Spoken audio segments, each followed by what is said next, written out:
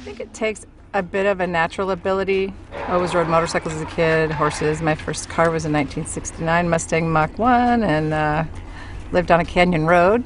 That probably helped a lot. The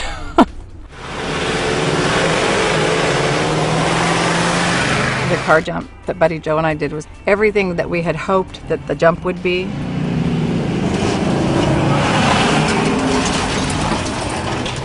Quentin said, God, it'd be really cool if the cars would hit in the air. Wanted the cars to land, keep driving, go off another little jump and onto the 101 freeway.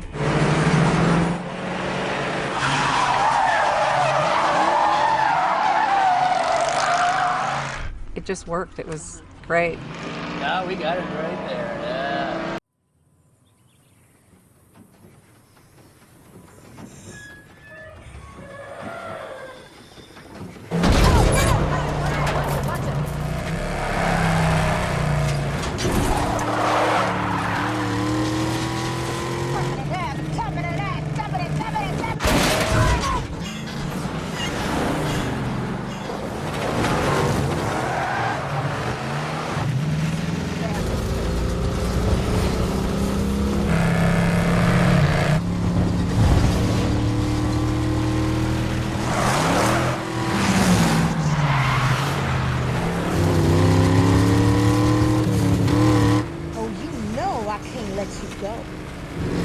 Without tapping that ass.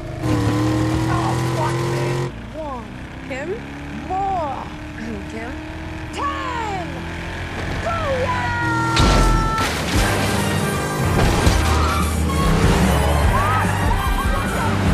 Between you and what's actually happening, which is you're driving tons of metal at speeds.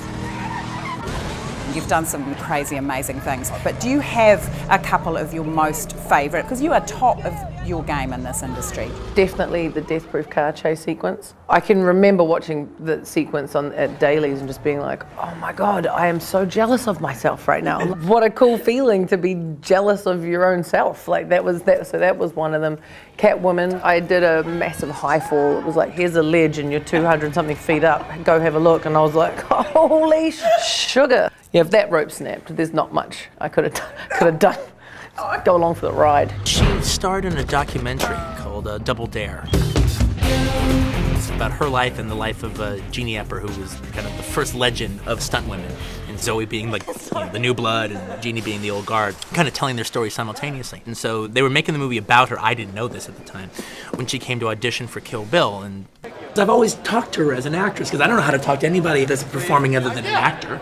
So I always talk to her as an actress, and she started acting like an actress. He asked me things like, what's your motivation and what are you trying to get out of this? As opposed to me just being like, I need to get up to the top of that banister or I need to take out those 6 dudes before I move on. Now that's what I'm talking about! you know, at one point we even talked about not getting her a stunt double, but like her hand has got to grab a belt. Well, then that could be somebody else's hand. She's like, no, we're not doing that.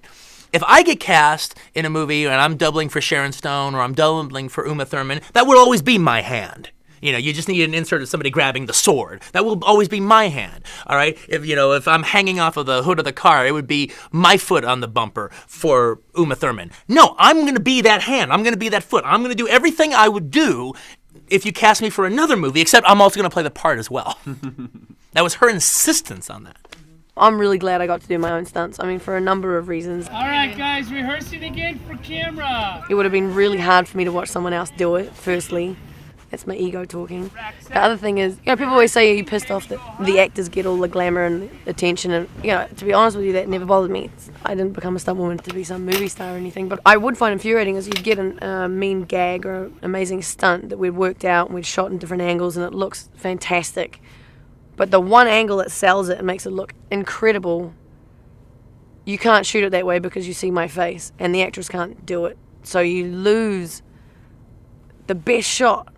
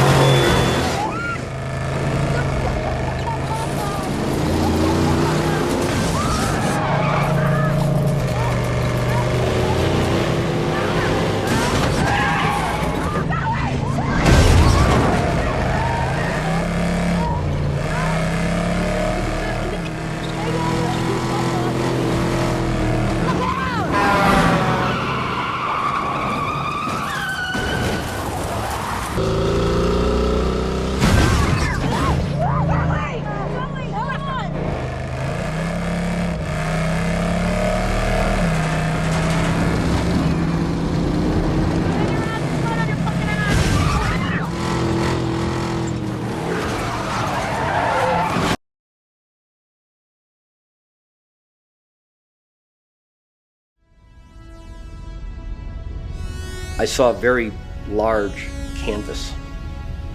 I saw a very eclectic canvas where basically we were going to make our own rules. Art direction, set design, I think generally was one massive challenge. That evolution told us it had to be this much money, we had to make it on a backlot. Industrial objects, cars, electric irons, apartments, skyscrapers, cityscapes, urban development. And I looked at this, looking at them as if they were fantasy. Now, Sid was actually a great preview on where we've gone now in Tokyo. I've just been to Shanghai. In Shanghai, certainly, the way the urban development is going, Sid absolutely had it nailed. And I didn't know that at the time. I just felt he did. Which has the oblong, sort of hot dog shaped lights around the corner of the building. That was right from the painting, right exactly from the painting. So all these things went together based on sketches from Ridley, direction from him through Lawrence Paul to myself, come as close as possible to duplicating that design. I never chuck away the set or the proscenium or the landscape. The set is the landscape, and to me in all my work, the landscape and proscenium is a character. Sometimes to the irritation of some actors and always to the irritation of critics who would tear me apart for many movies before I realized, I have a real advantage. I can actually conceive a world, a universe, and carry it out, so it's real.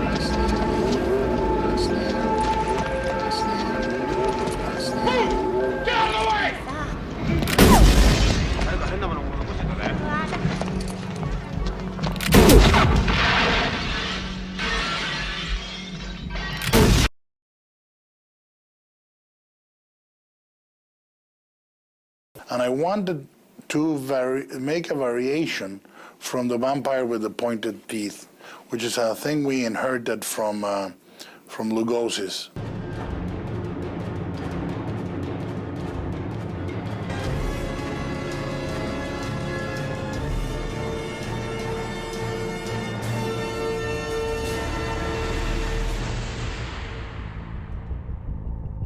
The first design I made of the Reapers, which was the basis of it all, it was just the idea of having a thing have a mouth that occupied almost like half of its face, meaning they essentially could change into anything in order to get to your blood reservoir, And then what I wanted to do is just have them do one single change, but make them organically, internally, completely different from vampires. These things are as different from us as we are from you. So I applied what I call the National Geographic approach to design, which is let's try to make it, let's reference exclusively from real life animals. And then by the end of it all, when you go on design, instead of referencing other movies, you're referencing anemone, predators that are like underwater predators and so forth. And when you do that, you end up doing a more realistic design. What I did was do a quick sketch to tell them what I thought the Reaper should look like, more or less. This was quickly outdated by sketches done by far better draftmen than me. The guy who does a lot of our renderings and our design work, Constantine, we sent him actually over to the office, and he sat there and had discussions with Guillermo for quite a while, and they came up with the look. This undulates, it latches on, and then you see the bladders move. It kind of, but even our hero. One of the things they kept talking about was very young, hip-looking, But then going in with the blood bank scene kind of for open maw concept. And we would sculpt out in full size and clay every stage of a Reaper open maw, from just the little scar to opening a little bit more, to opening more, to the full pullback. And then bring Guillermo in and have discussions, what we want the interior of the maw to look like, how we want all of this stuff to happen. And the expense and the kind of just the effort that's gone into these puppets, and the whole kind of behind the scenes thing is fascinating. The puppets were great, you know, and a lot of times there are shots in the film that are just puppets, and that's really cool. But it is a tool, and you find the same limitations as you would with just using the computer graphics. Well, the advantage obviously is the mobility without the bulk and the cumbersomeness of cables and cranes and pulleys and dollies and rods and puppeteers. That is obviously the biggest advantage. Now, in terms of operation, also, you can never pack in basically less than a square foot of space as much mechanicals as you need to make it feel completely real. So the CG animated maw allows you for bigger freedom in the movement. After all, it looks like I've finished my father's job.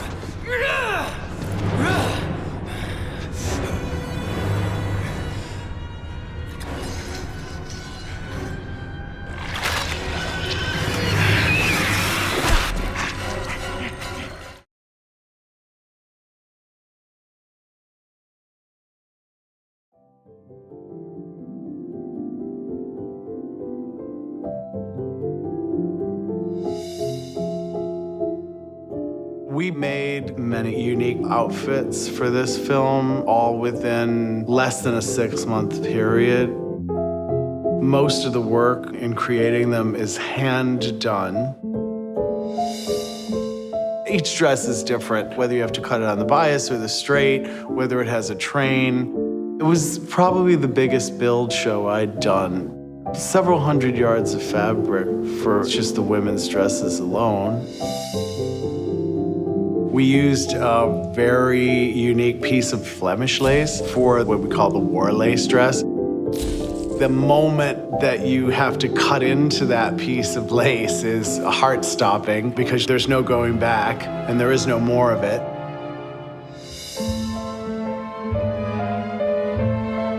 This is Flemish bobbin lace from the late 1600s. It's very rare, very precious. It's very interesting to think about designing in the hand of someone else. How flirty does it get? How stodgy is it? How risque? For a long time, we avoided things like strapless dresses, which were huge in the 50s. But at some meeting or at some point, I'd heard from Daniel that Reynolds would have thought that that was vulgar. So you're constantly assessing, is this something that would be within Reynolds' taste?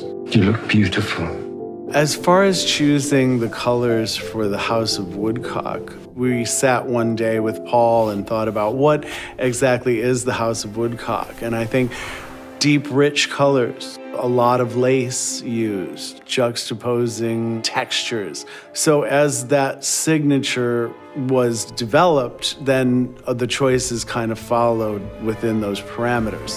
Come on.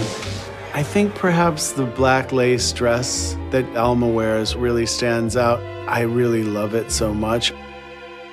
I'm most proud of the fact that they all kind of work in the scenes themselves and tell the story. And I think that's a subtle thing that always is like a challenge, and making sure that it doesn't overshadow the scene, but works within that.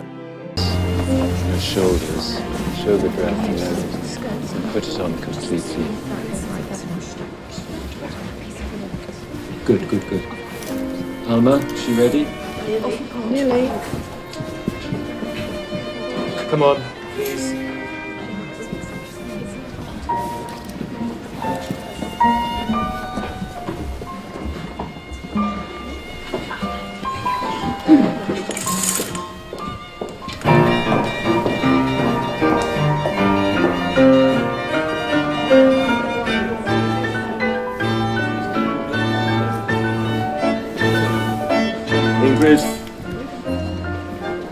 tape's wrong. Let me do it. Let me do it.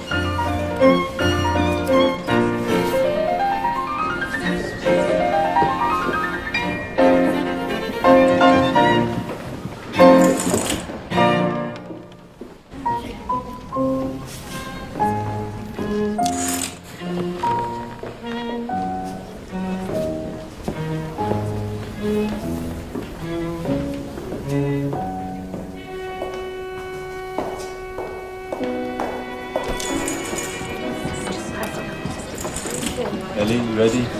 Let's have a look at you. Stand here.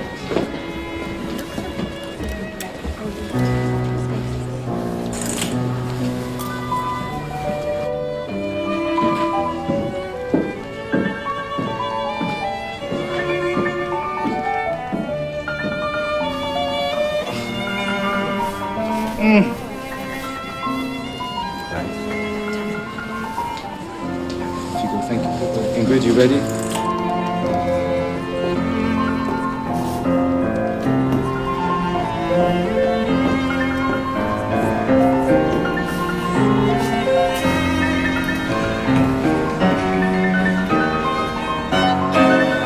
Let me do it.